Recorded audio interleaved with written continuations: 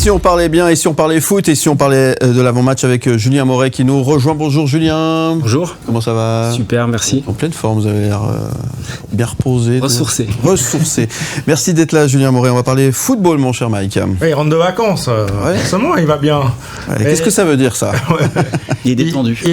Il a suivi le foot quand même, Julien Moret, pendant les vacances ? Toujours. Ah bon. Faut rester connecté. On a une situation qui est assez intéressante en fait dans notre championnat en Super League, c'est qu'on a 4 équipes qui sont à égalité de points. Bâle, Lugano, Lucerne et Servette qui ont toutes 42 points après 25 matchs.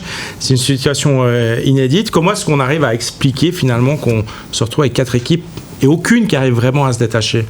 C'est une situation presque historique, je pense, à la veille de la 26e journée, à avoir 4 équipes à égalité.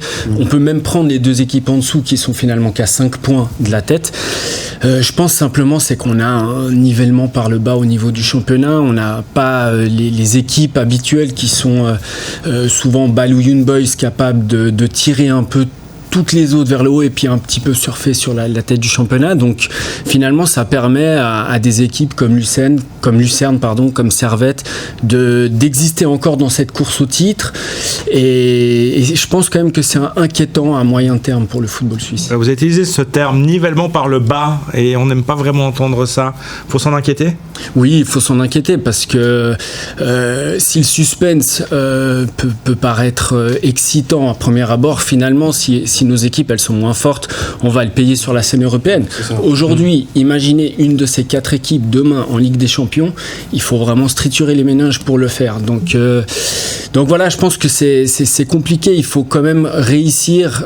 Ça fait quelques saisons que c'est comme ça et je pense qu'il faut sortir de ça et ça, à mon avis, ça passe par la promotion des talents parce que le football suisse et le championnat suisse ne peut vivre que par la promotion des talents.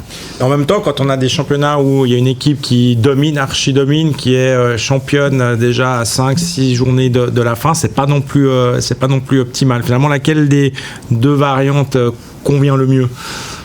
Une qui se trouve au milieu, mais si votre équipe qui surdomine, comme ça peut être le cas en France avec le PSG, finalement brille sur la scène européenne, ramène de par ses performances des moyens qu'elle investit dans le championnat en recrutant des joueurs dans les autres clubs du championnat, c'est aussi à quelque part positif. Et le modèle qui réussit, souvent les autres clubs ils essayent de faire pareil. Aujourd'hui on n'a pas un modèle qui fonctionne, on le voit, donc moi je serais presque aujourd'hui préférable à avoir une équipe qui surdomine parce que je pense que ça peut tirer le football suisse vers le haut.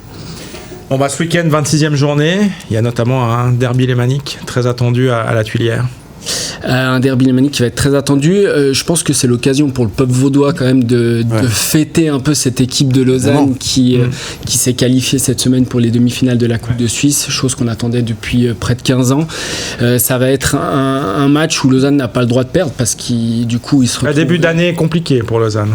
Compliqué, même si ces derniers temps ils ont montré un petit peu des signaux de mieux, notamment cette première mi-temps à Bâle qui fut excellente, vraiment. Mais je pense que Lausanne ne va pas passer à travers de ce match-là. Ils peuvent pas, il y a le public, il y a l'enjeu, et puis il y a cette dynamique de qualification de la Coupe de Suisse. Et ils savent très bien que perdre là, c'est quand même un petit peu oublier le titre, même si tout est possible dans ce championnat. Pour demain, c'est râpé, mais promis, une fois, on vous emmènera tous à la Tuilière pour un match de foot. Juste à côté, je peux vous dire que les matchs, je les suis comme si j'étais au stade. Thomas, il voit passer des supporters adverses en cortège sous ses fenêtres. Il déguste à chaque week-end. Et puis, un mot rapide sur... un sujet de débat, ça tient. Les 2 autres clubs romans qui jouent. Sion qui va jouer à Bâle, donc là, ça s'annonce compliqué pour Sion. Et puis, Yverdon qui reçoit Lucerne, donc les 2 autres romans qui jouent contre 2 des co-leaders, en fait. Ouais, et les 2 équipes qui sont vraiment en panne de confiance. Sion et Yverdon, c'est compliqué sur cette année 2025. Je pense que le gros match, c'est quand même pour Yverdon parce qu'ils ont besoin de points, ils ont besoin de confiance. Il y a un nouvel entraîneur et c'est censé arriver avec le nouvel entraîneur, donc la pression, elle sera assez forte du côté d'Yverdon. On en parlera lundi matin, évidemment. Lundi matin, dans les résultats. Merci Julien Moret. Est-ce qu'on teste le pronostic ou pas ? Sur quel match ? Sur le match de Lausanne.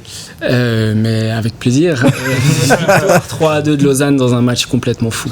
3-2 de Lausanne. De Lausanne, très bien. Merci Julien Moret. On se retrouve la semaine prochaine. Merci. Et on vous retrouve évidemment en podcast et en image sur le site mlemedia.ch. Merci Mike Pérez. Vous restez avec nous. À tout de suite sur M.